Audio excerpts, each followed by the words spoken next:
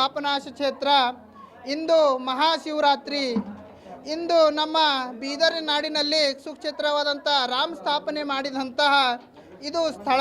ಶ್ರೀರಾಮಚಂದ್ರ ಅಯೋಧ್ಯೆಗೆ ಹೋಗುವಾಗ ರಾಮಚಂದ್ರ 14 ವರ್ಷ ವನವಾಸಗೈದು ತನ್ನ ರಾಮಸ್ಥಾನಕ್ಕೆ ಹೋಗುವಾಗ ಇಲ್ಲಿ ಶ್ರೀರಾಮಚಂದ್ರ ಪಾಪವನ್ನು ಕಳೆದುಕೊಂಡು ಹೋಗಿದ್ದಾರೆ. ಅಂಥ ಸುಕ್ಷೇತ್ರ, ಪವಿತ್ರವಾದಂಥ ಕ್ಷೇತ್ರ ಮಹಾಶಿವರಾತ್ರಿಯಂದು ಇಂದು ಸಾವಿರಾರು ಭಕ್ತರು, ಲಕ್ಷಾಂತರ ಭಕ್ತರು ಮಹಾರಾಷ್ಟ್ರ ಮತ್ತು ಕರ್ನಾಟಕ, ಆಂಧ್ರ ಪ್ರದೇಶದಿಂದ ಭಕ್ತರು ಬಂದು ದರ್ಶನ ಪಡೆದುಕೊಂಡು ಹೋಗಿದ್ದಾರೆ.